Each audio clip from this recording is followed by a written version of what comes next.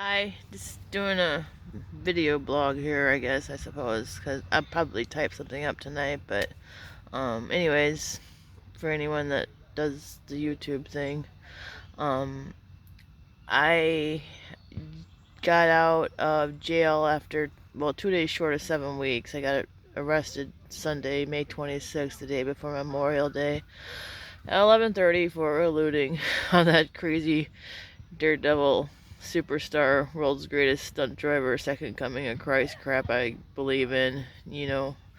Tried to get away from the cops because they scare the shit out of me, from experience. They're violent and hostile, most of them, for the most part.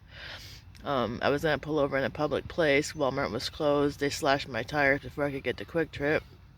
Um, anyways, just thought I was above the law and all that stuff too, so the episode lasted about a week. Mostly, I think it was caused from a lot of stress from my building management and my neighbors that I tried to get a restraining order on. That was the biggest stress factor in my life, was living at Richland Hills. And then, my pharmacist, Paul Corcoran, kind of figured out that 3 month in Vegas shot I was on, that I've been on for 13 years, I always had a 1 month shot. The last two times I had gotten it had been the 3 months. He figured it had started to wear off around the time it was due. So just, stress, insomnia, meds, whatever. I've been med compliant for 20 years. I'm gonna get fucking med compliant tattooed across my forehead so people don't stop, so they'll stop assuming I went off them when I get sick. But it was kind of weird because I went to jail rather than Winnebago. Winnebago is the only psychiatric hospital that will take me anymore. No other humane hospital will take me because I'm too wild. It's like I could run these places, same as the group homes and the care centers. You got people making mistakes with medications and they're idiots. It's like your IQ, not just me, all the patients, your IQ doubles the people that they're supposed to be caring for you. The link between bipolar or mental illness and genius, research it. Anyway, so they sent me to jail, which I don't understand, because I was saying delusional things, like the things I just said about being Christ and, my IQ being 666, speaking of IQs, and what else? Like, oh, the aliens are pissing themselves laughing at you. You guys are gonna get your own reality show on Comedy Central. I want my mafia lawyer.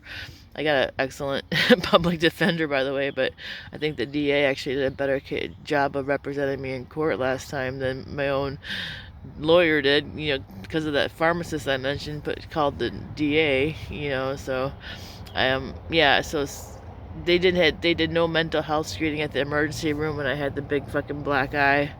The cops tackled me, 6 guns pointed at me, just start walking away. Just start walking. Don't even care about 6 guns pointed at me. I just start walking away. Tackled me to the ground, broke my glasses, big black eye laceration here, blurry vision. They say I lied. I was only trying to intimidate them because I was fucking scared. And then they had me pinned to the ground, handcuffed me from behind. I said I can't breathe 7 times. And it wasn't until I mentioned that they were gonna kill me like George Floyd that they let me up. I was like, you don't have to be a black guy to get killed by the police. Here I am, freaking white woman. Happened to me. All lives matter. Anyway, so holding cell for 72 hours with nothing but toilet paper and a blanket, no soap to wash my hands after I took a shit, no water cup, no medication, no maxi pad. I had my period. I bled through everything. What else? Yeah, just no phone call. I made one phone call, and it was like I called a Mormon. I just met this Mormon earlier in the day, this elder, and and I'm like, I had his card in my pocket. I'm like, oh, I'll call him, and so I'm like, yeah, why don't you show up at the police department and kill all the cops? And that was my one phone call. So anyways, um, broke the bulletproof glass in the observation room, the holding cell. I ripped the phone off the wall. Phone didn't work in the cell. Grabbed the receiver, started whipping the phone at the bulletproof glass, fucking made a big fucking hole, shatter in it.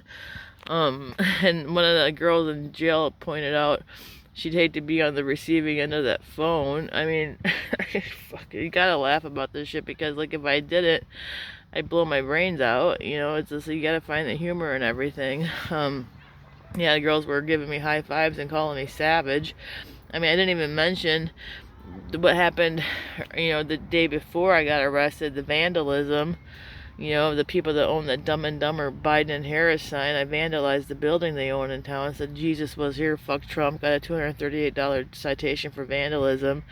Made a scene in Quick Trip, made a scene in Walmart. You know, if you would have seen the scene I made in Walmart, it was like a George Costanza meltdown.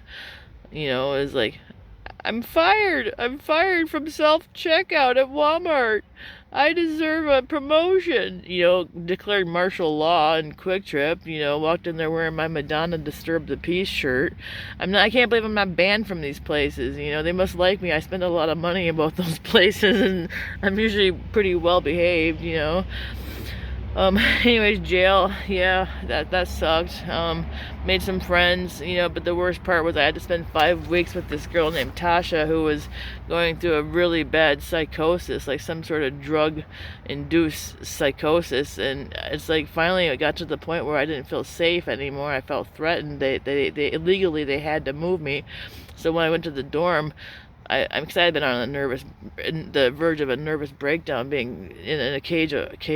Yeah, it was a cage, a cell, with that Tasha girl for 5 weeks, and then so I got reunited with some friends and made some new ones, and in the dorm, that, you know, so that was better. And jail's expensive. Everything costs money. You know, I needed soap. They charged me 75 cents for a bar motel soap. Everything's marked up 300%. The food fucking sucks. Lost 20 pounds. I don't know if you can tell if I lost weight in my face.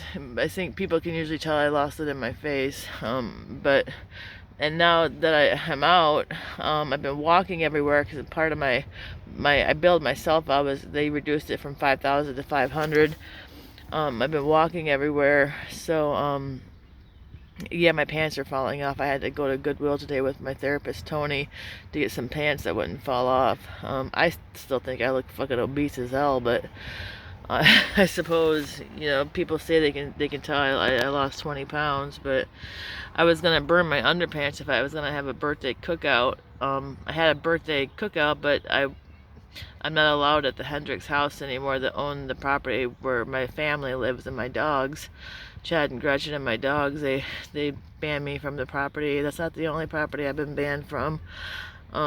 Anyways, so who knows when I'll get to see my dogs again, and I'm gonna fucking cry just thinking about it.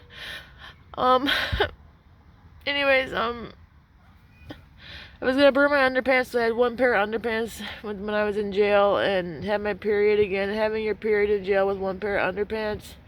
I mean, I'm a trooper, you know, but, you know, I actually got put in a holding cell again for 30 hours, so I said I was suicidal, and I wasn't. I just wanted to go to Winnebago because they give you underpants every day. I'm suicidal. No, I just want a fucking pair of underpants. I don't have to buy off the canteen. Since I've been out, I had my first kiss in 13 years, met a guy at the motel. I spent 3 nights at the Parkview Motel. That's one of the properties I'm not allowed on because of my pending charges. But so I can't see this person anymore. He calls me at 1:36 a.m. last night. It wasn't a big deal. He didn't wake me up. I had just woken up because I had to pee. He hasn't come to visit me, but he'll call me at 1:36 in the morning, but he won't come visit me, but I can't visit him. You know, so I don't get it, but he's got stuff he's got to work on. You know, he said he's not ready to get back in the dating pool, but at least I got a little bit of affection for a couple days.